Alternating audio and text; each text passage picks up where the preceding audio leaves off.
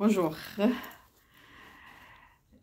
Une nouvelle brève de Bouchra Moufti by Comment Coach et elle sera placée sous le signe de l'ISEM et le secteur maritime, enjeux et perspectives.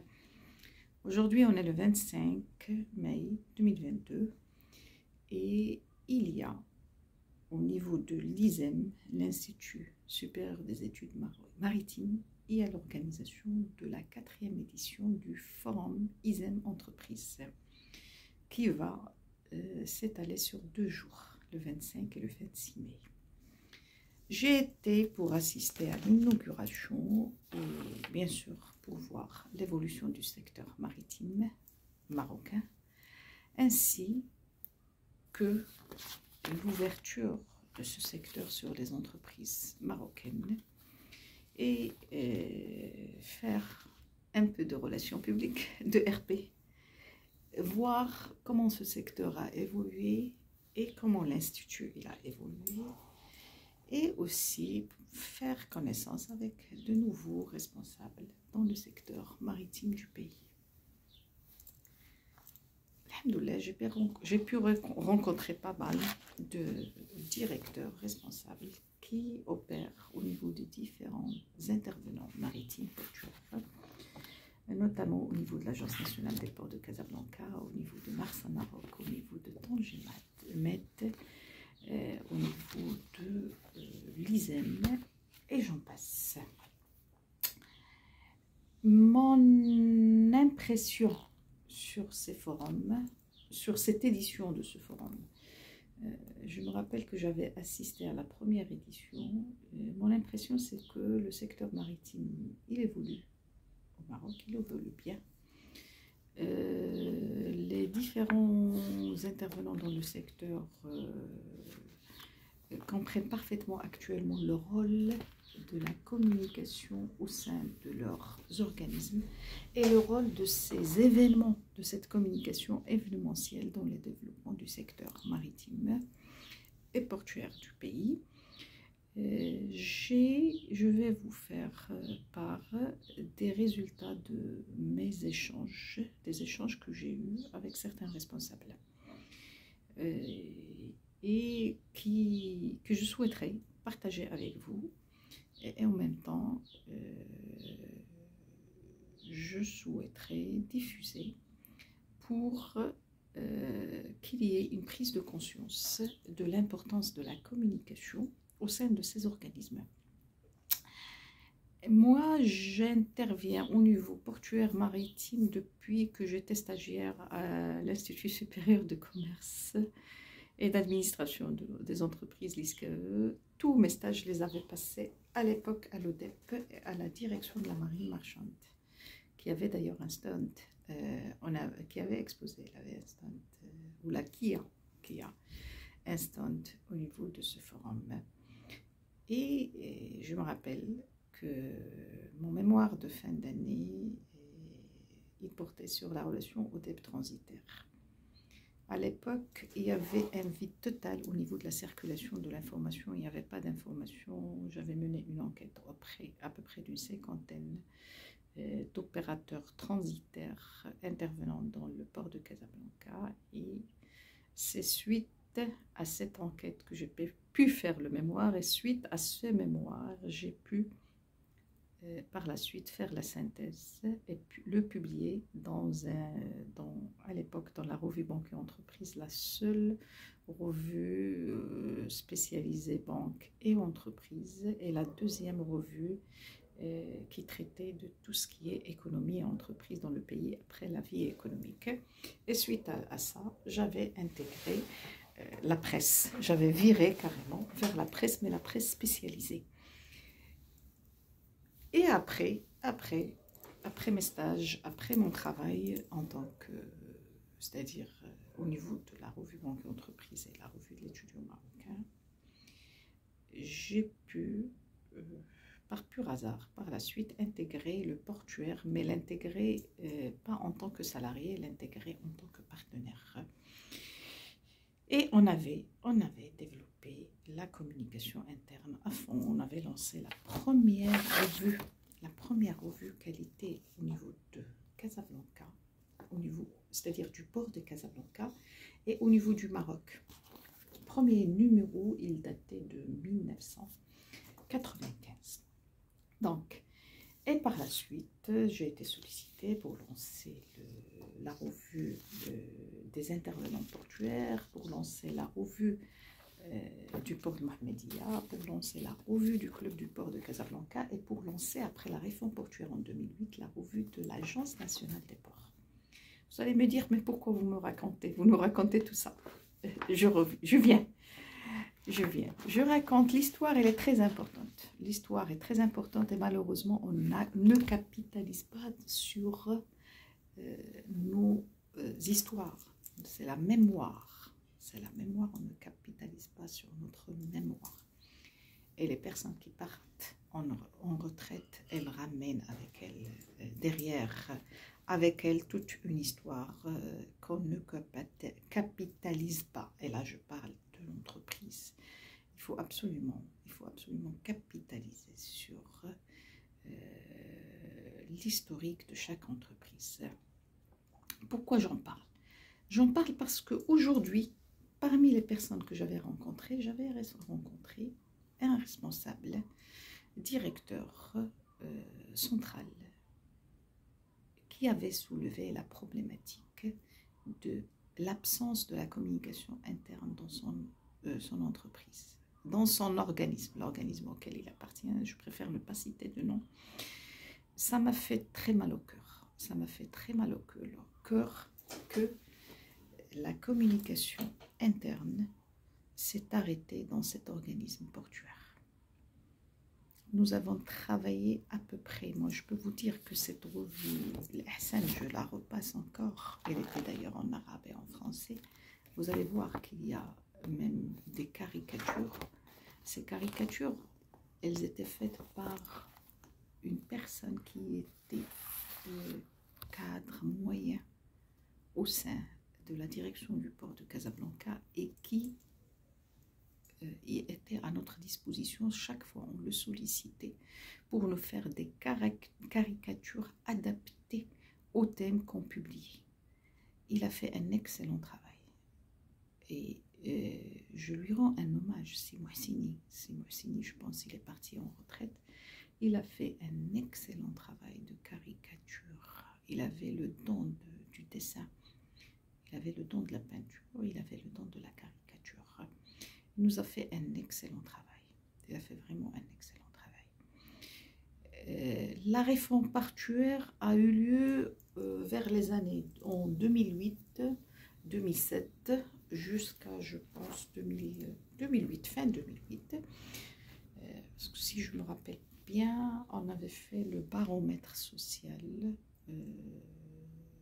pour Marsa Maroc, c'était en 2009-2010, pour pratiquement la mise en place du statut de Marsa Maroc.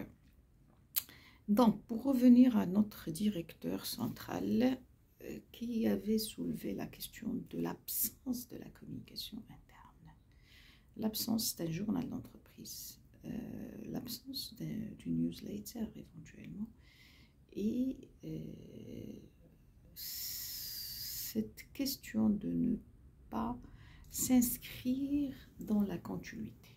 Il y a eu réforme. On a privatisé le secteur portuaire. Dans le cadre du baromètre auquel j'avais participé très étroitement avec le groupe Eurogroupe,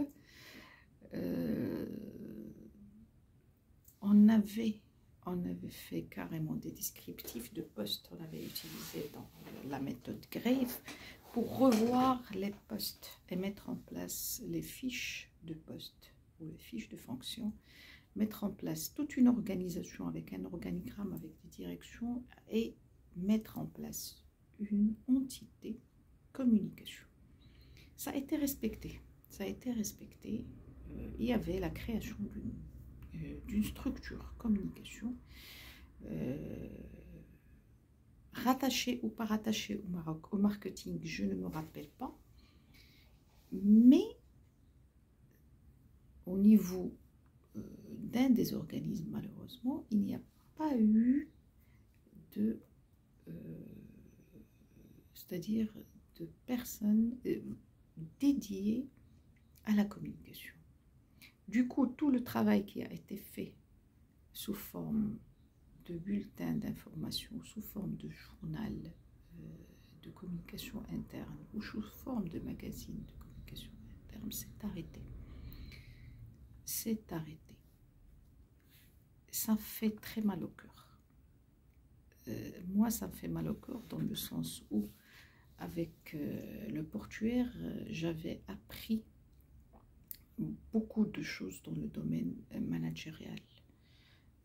J'avais appris à développer à fond la presse d'entreprise, la communication d'entreprise, et d'ailleurs c'est grâce au portuaire que j'ai pu avoir par la suite plusieurs partenaires dans le domaine privé, dans le domaine public, dans le domaine associatif, et j'en passe. On avait discuté rapidement, parce qu'il y avait une conférence et on devait assister à cette conférence, dans la promesse de nous rencontrer pour voir s'il y a possibilité de redynamiser la communication au sein de cet organisme portuaire. En guise de conclusion, et vu le contexte actuel de l'après-Covid, et peut-être, je peux dire, le Covid existe toujours, hein,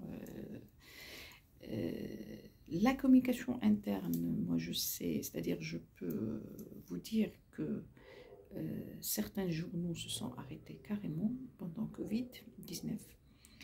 J'avais fait une interview sur, c'est-à-dire on avait fait avec moi une interview sur l'évolution et l'avenir de la communication interne dans l'entreprise pendant Covid et après Covid, et aussi une interview sur le coaching et toute cette relation entre aussi le coaching de la communicationnel. Et j'avais insisté sur le fait que pendant Covid, on a plus besoin de communiquer en interne, on a plus besoin de rassurer, on a plus besoin de rassurer le personnel, les collaborateurs. On a plus besoin de leur communiquer la future stratégie avec Covid. On a plus besoin de communiquer sur toute la stratégie sécurité qu'on met en place.